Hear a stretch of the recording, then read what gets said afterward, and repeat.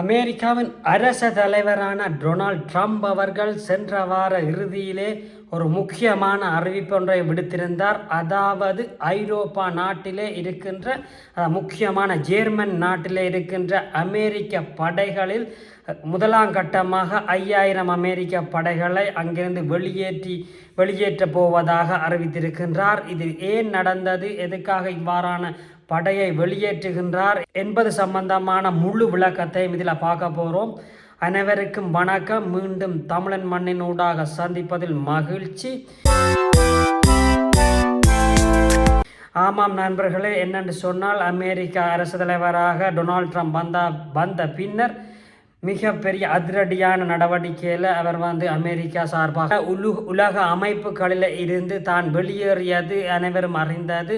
ஏனென்று சொன்னால் உலகத்தில் இருக்கின்ற இந்த தற்சமய பணவீக்கங்கள், அதைவிட அமெரிக்காவில் ஏற்பட்டிருக்கின்ற பணவீக்கம் மற்றும் பொருளாதார நெருக்கடிகளை ஈடு செய்யும் முகமாக அமெரிக்காவானது மிகப்பெரிய நாட்டுக்கு வருமானத்தை ஈட்டும் செயல் திட்டங்களையும் நாட்டிற்கு செலவினை குறைக்கும் முகமாகவும் பல நடவடிக்கைகளை எடுத்திருந்தது. அந்த ஒரு வகையிலே தான் ஐரோப்பாவிலே இருக்கின்ற அமெரிக்க படைகளில் ஒரு பகுதியினரை தான் திருப்பப் பெறுவதாக அறிவித்திருக்கின்றார். சென்ற வார இறுதியிலே அமெரிக்காவின் புளோரிடா மாநிலத்திலே செய்தியாளரின் சந்திப்பின் போது அவர் தெரிவித்த கருத்தாவது நீங்கள் இந்த பதிவிலே பார்த்துக் கொள்ளலாம். The US numero uno laid another wildcard late last night. Shortly before this post, Trump ordered thousands of US troops out of Germany in a spat. And despite growing pressure to reach a lasting deal with Iran, he sees little reason to fold, rejecting Tehran's latest proposal to end tensions. They're not coming through with the kind of deal that we have to have, and we're going to get this thing done properly. We're not going to leave early and then have the problem arise in 3 more years. Negotiations are not about us accepting what they dictate, not about us accepting what they want to impose with threats. This is not negotiation. This is the acceptance of an imposition. Trump says he holds all the cards, but some European allies say he's got nothing to play. This was the German Chancellor earlier this week. Ich erkenne im Augenblick nicht welchen strategischen Exit. I cannot see what strategic exits the Americans are now opting for, especially as the Iranians are obviously negotiating very skillfully, or rather very skillfully not negotiating. An entire nation is being humiliated by the Iranian state leadership. 3, 2, 1, go! In a punishment for those remarks, the US has now announced it'll be withdrawing 5,000 US troops stationed in Germany. And when asked if other European allies might face the same, Trump said, I probably will. Why should I? Look, why shouldn't I? Italy has not been of any help to us, and Spain has been horrible. 60 days in and the cracks are ஜெர்மனியில் இருக்கின்ற அமெரிக்க படைகளில் ஒரு பகுதியினை தான் முதலாவது கட்டமாக இப்போ எடுக்க போகின்றேன் என்று சொல்லி இருக்கின்றார். இது ஏன் என்று சொன்னால் அமெரிக்காவின் மொத்த படை தொகையாக 21 லட்சம், அதாவது 2.1 மில்லியன் அமெரிக்க படைகள், அமெரிக்காவுக்கான படைகள் இருக்கின்றன. அதில் கிட்டத்தட்ட 2 லட்சம் படைகளை உலகம் முழுக்கவும் பரப்பி, அதாவது அமெரிக்க படையினரை ஆங்காங்கே நிறுத்தி இருக்கின்ற. ஐரோப்பாவில் கிட்டத்தட்ட 70 1 லட்சம் படைகளும், அதை விட அரபு நாடுகளில் கிட்டத்தட்ட 40,000 படைகளும், அதை விட ஆசியா பகுதியில், ஆசியா ஜப்பான் போன்ற பகுதியில் 80,000 படைகள், ஆப்பிரிக்கா மற்றும் வேறு நாடுகளில் கிட்டத்தட்ட அதிலேயும் ஒரு 20,000 படைகளையும் வைத்திருக்கின்ற இந்த அமெரிக்காவானது தனது செலவினங்களை குறைக்கும் முகமாக அந்த படைகளை மீண்டும் பெறப்போவதாக அறிவித்திருக்கின்றார்கள். அதாவது ஐரோப்பாவில் கிட்டத்தட்ட இருக்கின்ற அந்த 70,000 படைகளில் மிக முக்கியமாக யூகேயில் இருக்குது. அதை விட ஜெர்மனியில் கிட்டத்தட்ட 35,000 படையினர் ஜெர்மனியில் மட்டும் இருக்கின்றார்கள். இத்தாலியில் நிற்கணும்.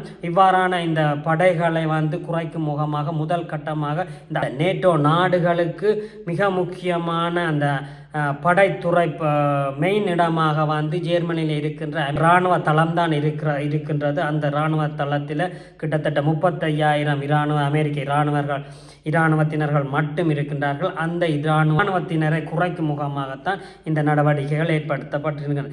ஏன் இதற்காக இந்த படை குறைப்பு இருக்கின்றது என்று கேட்டோம்னு சொன்னால், அதாவது நேட்டோவில் இருக்கின்ற நாடு உங்களுக்கு தெரியும், நேட்டோவில் அமெரிக்காவும் ஒரு அங்கமாக இருக்கின்றதால அமெரிக்கா வந்து இந்த நேட்டோவில் இருக்கிற அந்த ஐரோப்பா நாடுகளை பாதுகாக்கும் முகமாகவும், இந்த நேட்டோ நாடுகளுக்கு இடையிலே ஏதாவது ஒரு நாடுகளில் யுத்தம் கொண்டு வரும் பட்சத்தில் வந்து எல்லா நாடுகளும் சேர்ந்து அந்த யுத்தம் செய்கிற நாட்டுக்கு எதிராக வந்து தங்களுடைய முழு பலத்தையும் காட்டும் முகமாகத்தான் இந்த நேட்டோ நாடு இருக்கின்றது.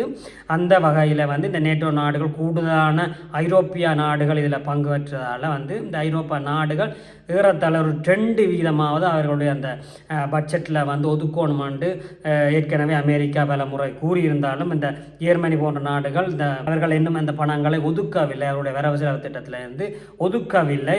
அதனால் வந்து அமெரிக்காவானது இந்த கூடுதலான பணங்களை, அமெரிக்க பணங்களை இந்த நேட்டோவில் நிற்கின்ற அமெரிக்க படைகளுக்கு செலவிட்டு கொண்டிருப்பதாக கூறி தங்களை குறைக்கும் முகமாகத்தான் இந்த டொனால்ட் ட்ரம்ப் தற்சமயம் இந்த நடவடிக்கையில் ஈடுபட்டிருக்கின்றார். என்ன சொன்னால், இதுக்கு அந்த கிட்டத்தட்ட 70,000 படைகளுக்கான செலவுகள் வந்து மிக பெரிதாகவே இருக்கின்றது. அமெரிக்காவுக்கு அது ஒரு மிகப்பெரிய ஒரு செலவினத்தை கொண்டிருக்கின்றதாக கூறப்படுகின்றது. அதனால தான் இந்த படைகளை குறைத்து அவருடைய செலவினங்களை கட்டுப்படுத்த வேண்டிய ஒரு கட்டாயத்தில் வந்து இந்த படைகளை குறைக்கின்ற நோக்கத்தில் குறைக்கின்றார். இதை விட ஜெர்மனி போன்ற மற்றும் ஐரோப்பிய நாடுகள் வந்து தங்களுடைய அந்த பாதுகாப்பு செலவினத்தை கூட்டாத பட்சமும் அதற்கு ஒரு கோபத்தை உருவாக்கி இருக்கின்றது. அது எதிரான அமெரிக்காவின் இந்த போரில் வந்து இந்த நாடுகள் வந்து ஐரோப்பிய நாடுகள் அவருக்கு சரியான ஒரு உதவி ஒன்றை செய்ய இல்லை என்ற ஒரு கோபம் வந்து கோர்மோஸ் நீரினை துறக்கிறதுக்காக அவர் வந்து கேட்டிருந்தார். நேட்டோ தனக்கு உதவி செய்ய சொல்லி இருந்தாலும் இந்த நேட்டோக்களோ மற்ற ஐரோப்பிய நாடுகளோ இதுக்கான உதவிகளை செய்ய வரவில்லை. பிரான்ஸோ சுவிஸ் கூட அமெரிக்க விமானப்படைகளை இந்த ஓடுபாதைகளை பாவிப்பதற்கு கேட்டபோது அதற்கான மறுத்து அவர்களை அந்த ஓடுபாதைகளை பாவிக்க வேண்டாம் என்று பல முறை மறுத்திருக்கின்றார்கள்.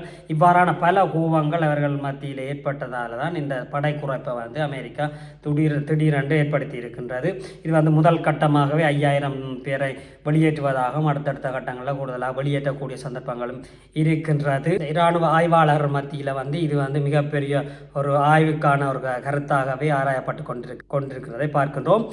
ஆமாம் மக்களே, இது ஒரு முக்கியமான விடயமாக நாங்கள் கருதுகின்றோம். இன்னும் ஒரு சந்தர்ப்பத்திலே சந்திக்கும் வரை நன்றி, வணக்கம்.